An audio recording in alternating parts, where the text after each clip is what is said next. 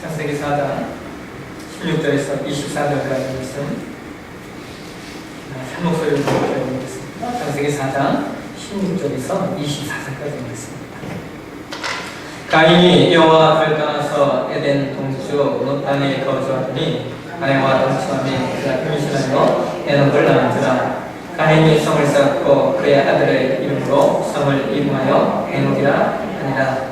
에녹이 이랏을 낳고 이랏은 무후야일을 낳고 무후야일은 무두사일을 낳고 무두사일은 라멕을 낳았다. 라멕이 두 아내를 맞이하였으니 하나의 이름은 아다요 나의 이름은 시르였다. 아다가 야발을 낳았으니 그는 장막에 거주하며 각수의 친들의 조상이 되었고 그의 아버지의 이름은 유발이니 그는 수금과 흠수를 잡는 모든 자의 조상이 되었습니다. 시라는 두발가인을 낳았으니 그는 그리와 새로 야발의 기부를 만든 자요. 두발가인의 이름은 나아만이다. 라멕이 아내들에게 이르되 아다와 실자여 내 목소리를 들으라. 라멕의 아이들이여 내 말을 들으라. 나의 상처로 말미암아 내가 사람을 죽였고 나의 사랑으로 말미암아 소년을 죽였도다. 가인을 위하여는 벌이 77세이지인데 라멕을 위하여는 벌이 77세이구나 하였더라. 아멘. 본문의 말씀을 가지고 상처의 세대 정리를 막으라라고 하는 제목으로 말씀을 계속 나누도록 하겠습니다. 가인은 인류의 첫 조상인 아담과 하와가 낳은 첫 번째 후손입니다. 그런데 가인에게 있어서 여러 가지 가정적 환경에 상처들이 있었습니다. 아담과 하와는 에덴 동산에서 쫓겨나 전혀 다른 삶의 환경을 갖게 되었고 그 삶의 환경이 아담과 하와에게 참 가혹했습니다.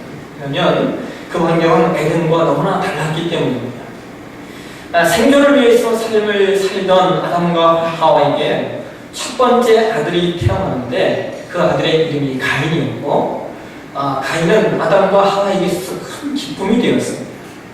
그런데 우리가 지난 시간 속에서 말씀을 보았듯이 첫 아들인 가인은 아담과 하와가 길에 있던 것만큼의 그런 삶을 살지 못합니다. 어쩌면 이것은 가인의 문제이기보다는 많은 부모들이 우리가 자녀를 낳고 시간이 지난 다음에 고백하듯이 그들 역시 부모로서의 자격과 위치를 갖는데 상당히 어설펐던 것 같습니다. 그래서 아버지로서의 위치, 부모로서의 위치, 그리고 그 자격, 그 영역을 바로 갖지 못하고 있었던 아담과 하와는 가인에게 많은 것들을 요구했지만 가인이 그 부모의 기대에 맞춰지지 못하게 되었죠.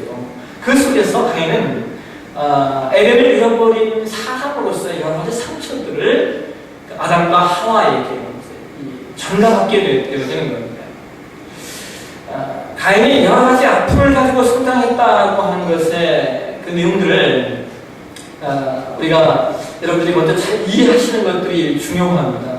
그래서 이 가인이 가졌던 아픔들이 사실은 이제 적절하게 해결되지 못하고 그가 상처가 가장 나쁜 방법으로 이제 표출이 되는 것이 우리가 지금 사상에서 보고 있는 자신의 동생을 죽이게 되는 사건입니다. 놀라운 것은 가인이 자신의 동생 아벨을 죽일 때의 상황을 보시면은 하나님이 이미 가인에게 경고를 하고 하신다는 겁니다. 우리 함께 4장 6절과 7절 말씀을 한번 보실까요? 4장 6절 7절 우리 같이 한번 읽겠습니다.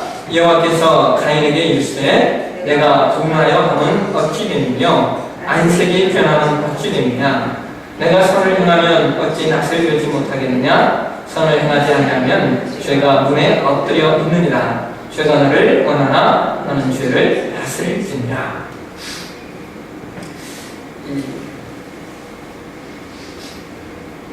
이 가인에게 나타나는 모습을 그러니까 가인의 자기 동생을 죽이게 되는 그 배경 가운데 한 모습이 이제 한마디로 표현하면 분노입니다. 분노. 가인의 마음속에 분노가 있었습니다. 그런데 여러분 사람은 누구나 분노를 가지고 있습니다. 그러니까 분노의 감정이 없는 사람은 없습니다. 오히려 분노할 줄 아는 감정이 없으면 그 사람이 문제입니다. 그러니까 사람의 마음속에 분노한다라는 것은 당연히 사람으로서 갖는 감정인데 문제는 그 분노를 어떻게 해결하는가, 그 분노를 어떻게 풀어내는가가 중요합니다. 사람마다 이 공통적으로 분노하는 것들이 있고 누구나 갖고 있습니다. 그래서 여러분은 우리 자신들을 나를 돌아볼 때 여러분 이제 내가 더 많이 분노하는 요소들이 있습니다.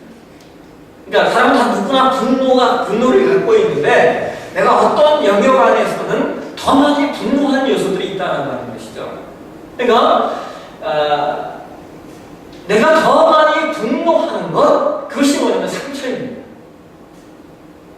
그러니까 사람은 누구나 다 분노를 갖고 있는데 그 분노들 속에서 내가 더 많이 크게 분노하고 격하게 반응하는 것, 그것이 뭐냐면 상처라고 하는 거예요. 사람의 감정에는 분노와 반드시 있어야 되는데 그것을 간혹 주체하지 못하게 만들어요. 여러분 그런 게 있지 않습니까? 어떤 건 그냥 우리가 웃어 넘기고 뒤돌아서 그냥 A, C 이렇게 하고 끝내는 게 있지만 어떤 거는 부딪혀야 되고 어떤 거는 큰 소리를 내야만이 해결되는 것이 있다는 것이죠. 그러니까 그런 것들은 내가 갖고 있는 분노인데 그 분노가 뭐라고 하는 거야? 상처로서의 분노라고 하는 거예요. 차별 대우를 많이 받았던 사람은 차별 대우에 분노합니다. 불평등을 이제 많이 경험했던 사람은 그 불평등에 많이 분노하는 것이죠. 그래서 여러분 이제 우리가 보면 우리 사회의 문화를 보게 되어지면요, 이 문화 속에 그 사람들의 정서와 분노의 감정들이 담겨져 있습니다.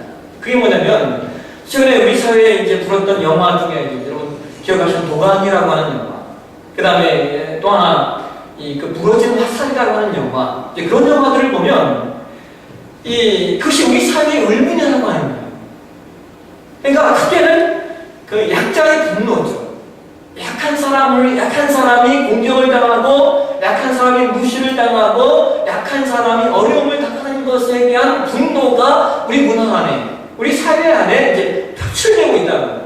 이것은 무엇을 갈구하는 겁니까? 정의를 갈구하는 거예요. 정의.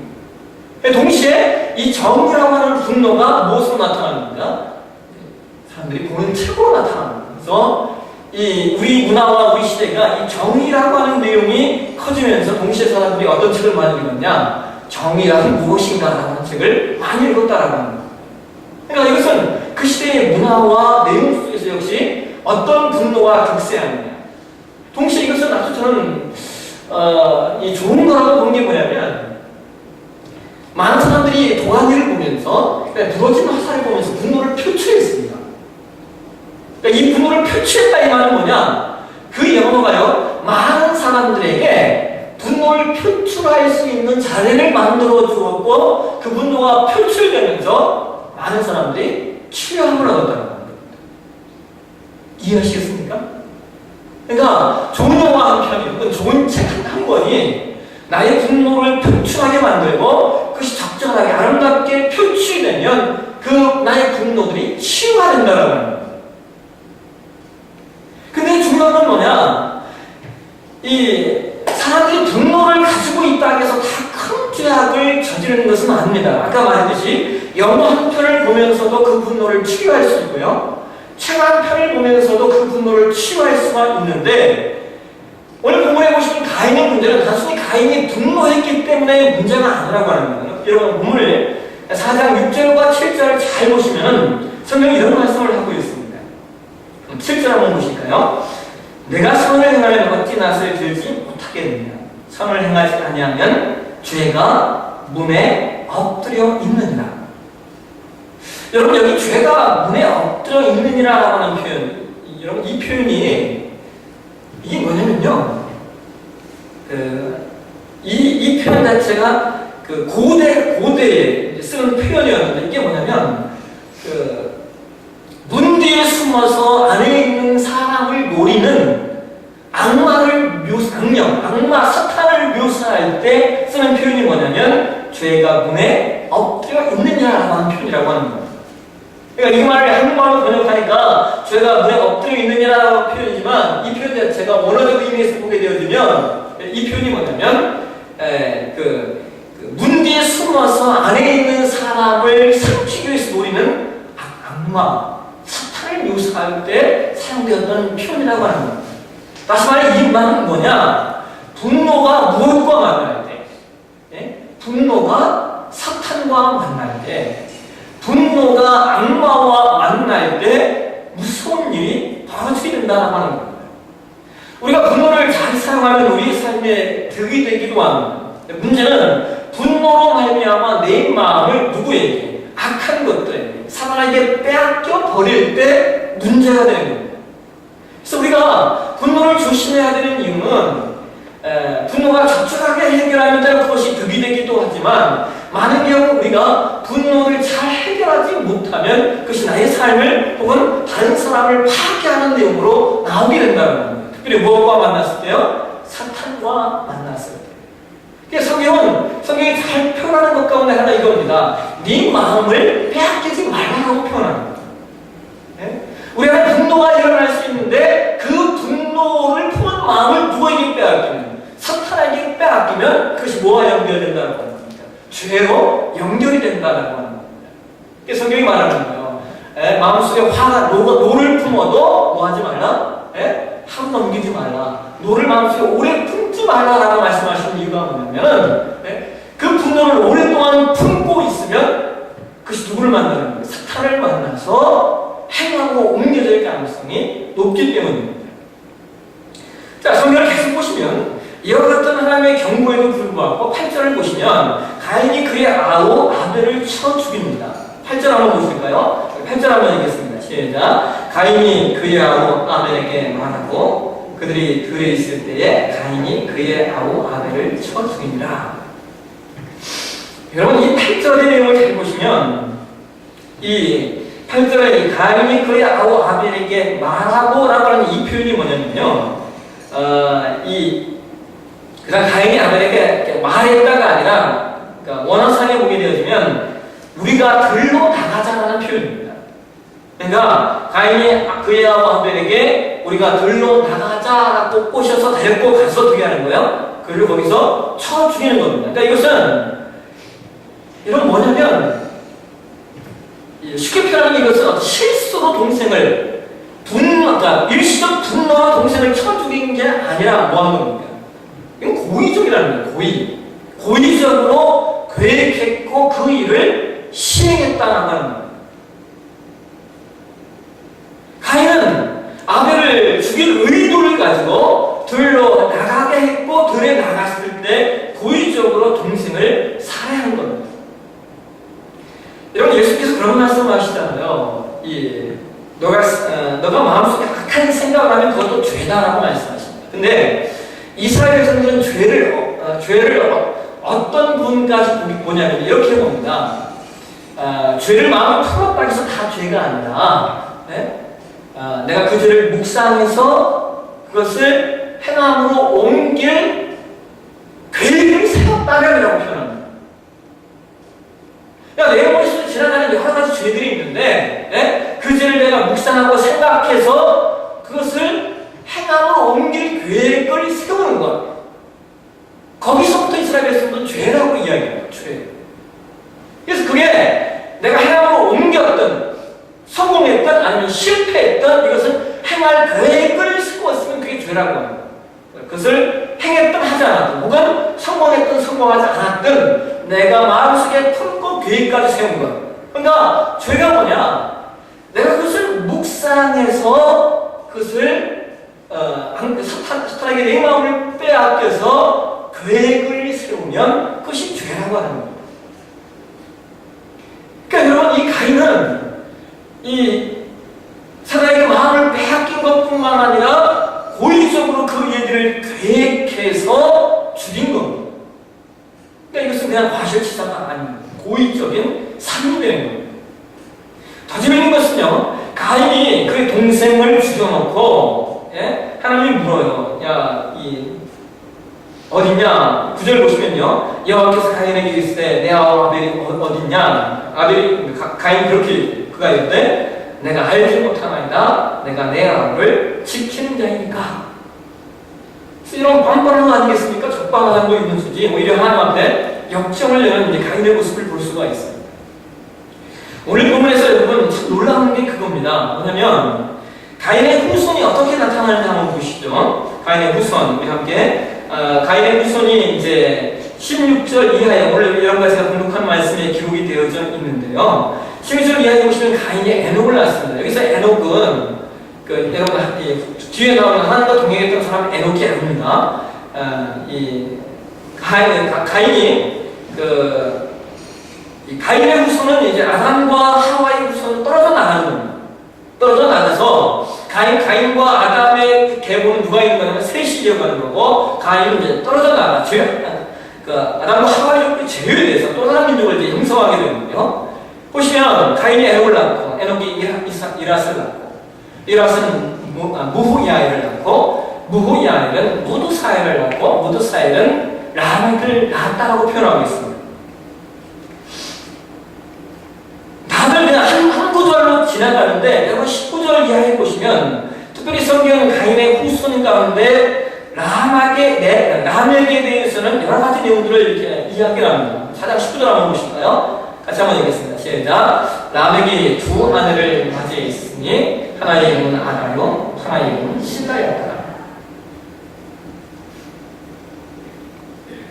여러분 이것이 왜 성경이 굳이 라멕의 그 가정 사이에 관해서는 다른 사람들은 그냥 누굴 낳고 지나가다가 왜 라멕에서는 딱 멈추어서 가정사를 이렇게 파헤치느냐? 여러분 이름 최초의 일부 다처제가 이 라멕에서 시작되는 겁니다. 그러니까 하나님은 아담에게 하와라고 하는 한 아내를 주셨다는 거예요. 근데 이 범죄한 후손, 이 가인의 후손 안에서 일부 최초로 뭐가 형성됐냐면 일부 다처제, 그가 최초로 두 아내를 얻게 되어집니다.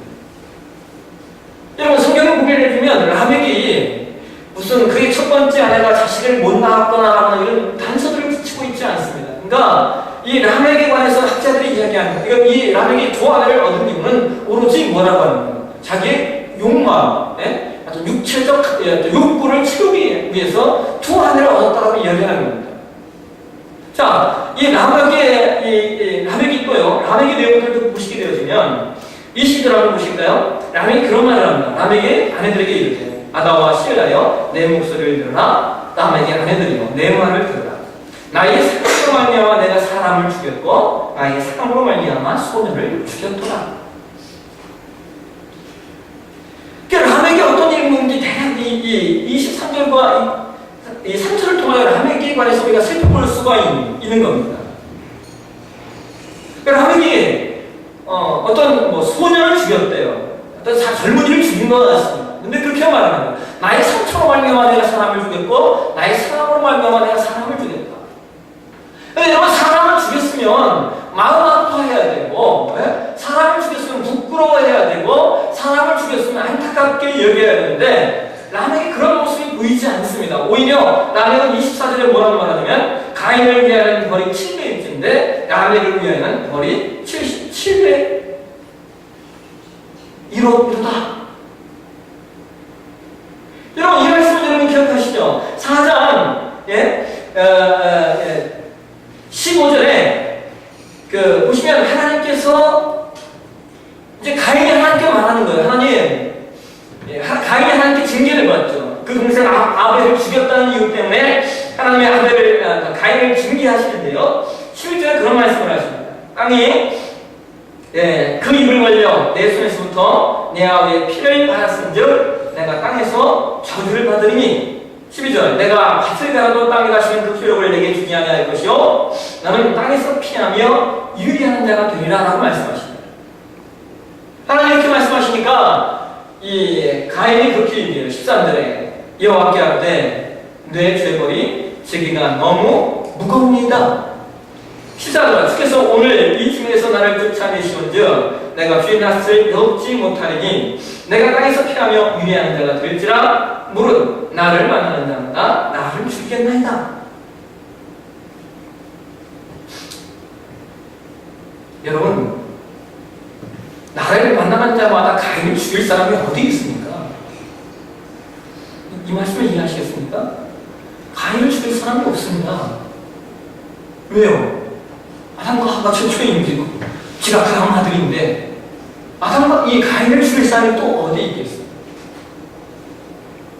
어쨌든 하여간 이와 같은 이 가인의 말에 15절을 보시면 하나님께서 여호와께서 그에게 이르시되 그렇지 아니하다 가인을 죽이는 자는 벌을 7년이나 받으리라 하시고 가인에게 표를 주사 그를 만나는 모든 사람에 대해서 죽임을 명하게 하시니라. 앞으로 이 모든 사람들 가운데서 가인이 생명이 없어지지 않게끔 죽임을 당하지 않게끔 하나님이 가인에게 표를 주십니다. 이 내용을 그대로 누가 이용하는 거예요? 라멕이 지금 이용하고 있는 거예요. 라멕은 그 선조들에게 이야기를 들은 거예요. 그래서 그 선조들에게 그 내용이 이어서 내려왔겠죠. 그 내려온 내용들을 라멕이 자기도 사람을 죽여놓고 하는 말이 가인은 7배였지만 나는 77배라고 그 내용을 이용하는 겁니다. 그러니까 이것은 그 아버지 그 아들이 아니라 그 할아버지 그 손자가 되는 겁니다. 가인이 뿌려놓았던 삶의 열매들이 바로 그 다음 아들에게서 나타나진 않았지만 몇 대 후손 가운데 역시 똑같은 모습으로 나타나는 것을 우리가 볼 수가 있습니다. 그리고 똑같이 하나님 앞에 그렇게 반응하는 비겁하고 또 자기 입장에서만 자기 위주로만 그렇게 반응하는 이 후손의 모습을 우리 오늘 성경을 통해 볼 수가 있는 거예요.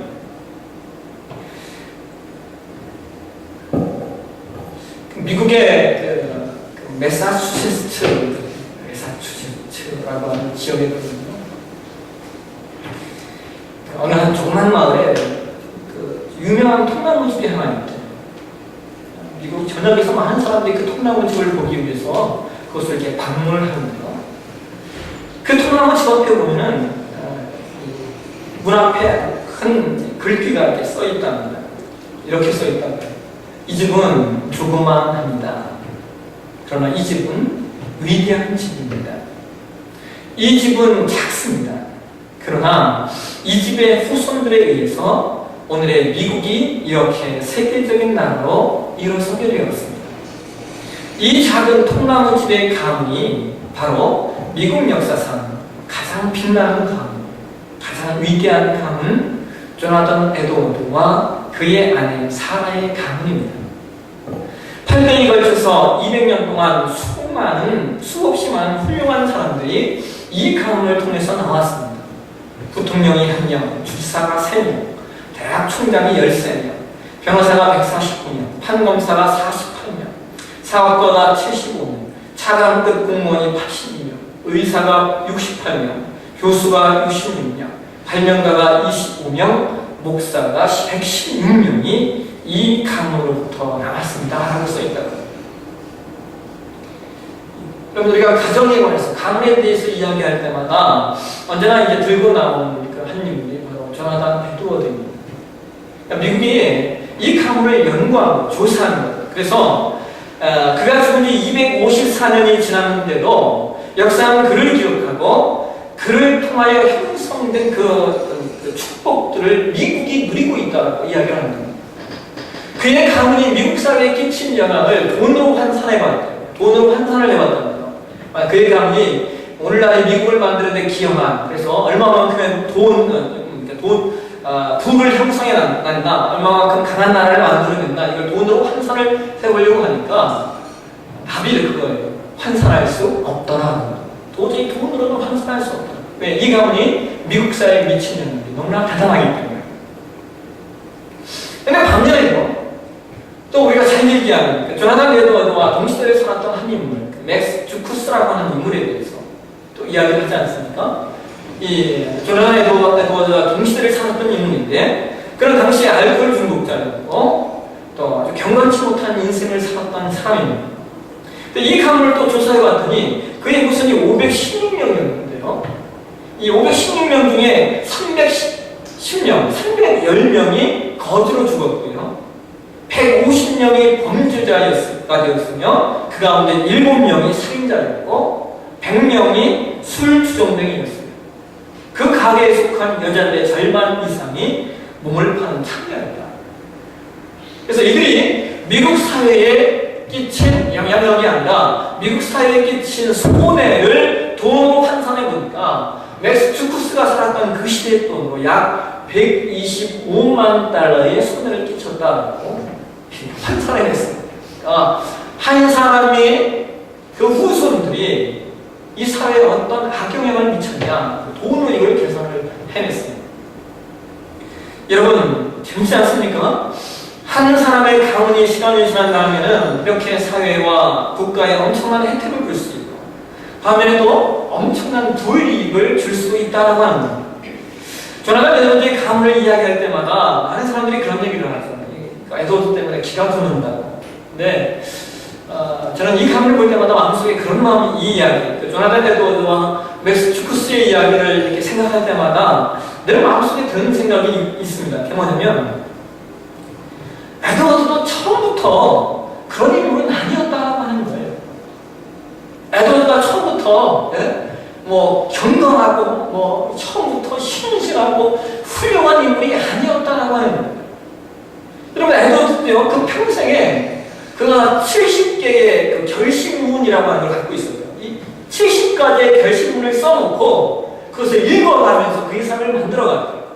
근데 여러분, 그 70가지의 결심문의 내용이요, 제가 70가지를 다 말씀드릴 수 없지만 몇 가지 말씀드리면 이런 거예요. 내가 살아있는 동안 힘껏 살자. 예? 만약 내 인생의 최후 순간이라고 가정했을 때 하기가 꺼려지는 일이 있다면 그것은 절대로 하지 말자. 절대로 복수심을 가지지 말자. 성실하게 성경을 연구하자. 매일 밤 잠자리에 들기 전에 내가 게으름을 피웠는지, 내가 무슨 죄를 지었는지, 내가 자신을 부인했는지 등에 대해서 자문해보고 매주, 매월, 매년 말에도 그렇게 해보자. 분노가 치밀어 오르려고 할 때, 나쁜 성질과 분노가 가장 많이 치밀어 오르려고 할 때 가장 많이 노력해서 좋은 성격이 드러나도록 행동하자. 여러분, 다른 게 별로 없지 않습니까? 깨끗하게 살자, 열심히 살자. 결코 다른 사람을 비판하는 어떤 말들을 하지 말자. 이거 맨날 죄송한 여러분이 결심하는 내용들 아닙니까? 근데 에드워드는 그러한 결심문들을 써놓고 그것을 실천하게 애쓰고 노력하는 삶을 살았다라고 하는 거예요. 여러분, 특별한 내용이 없지만 그러나 중요한 것은 그가 그것들을 지키며 살았다라고 하는 것이고, 후에 시간이 지난 다음에 이 결심문들, 이 노력들, 수고들이 자기뿐만 아니라 자기 후손들을 통하여서 아름다운 열매를 맺게 되었다는 거예요. 여러분, 조나단 에드워드는요, 목회자의 입장에 있어서는 그러니까 인간적으로 여러분 이야기하면요, 그런 실패한 사람입니다. 왜냐하면 그가 목회하는 교회에서 쫓겨난 사람입니다. 목회하는 교회에서 성도들이 그를 쫓아내 버렸습니다.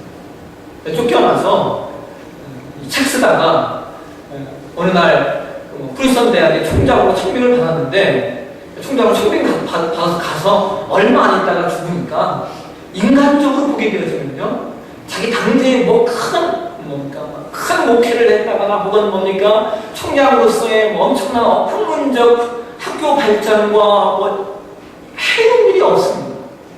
책 몇 권 남긴 게 다입니다.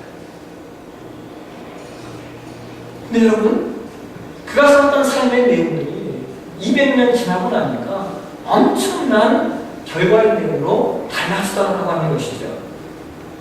제가 이 조나단 에드워드와 맥스 주쿠스에 관한 내용을 대할 때마다 마음속에 드는 게 하나 이게 있습니다. 내 가문이, 내 후손들이 그러면 내가 조나단 에드워드 같은 그런 가문은 못 만들더라도 내가 맥스 주쿠스 같은 가문을 만들지 않아야 되겠다. 그런 마음을 갖습니다. 내가 조나단 에드워드 같이 미국 사회를 움직인 그런 훌륭한 가문으로 혹 되면 좋겠지만 혹 안 되더라 하더라도 내가 어떠한 가문을 안 만들 수 있는 거예요? 맥스 주쿠스 같은 그런 가문을 안 만들어야 되겠다 라고 하는 결심들을 해봅니다. 여러분, 오늘 우리가 건강한 가정을 세워가기 위해서 중요한 게 우리가 우리의 마음을 어떻게, 우리의 분노를 어떻게 다스리는가. 그리고 분노가 악한 것들과 만나지 않도록 하셔야 됩니다. 기억하시고, 더 나아가서 오늘 여러분과 제가 놓은 발자취들이 여러분과 저희 후손이다. 내가 놓은 발자취가 나의 후손으로 증명이 될 것이다. 여러분 기억하시면서 저희 선한 장작으로 가정들 삶이 되시길 주의 이름으로 축원합니다. 기도하겠습니다.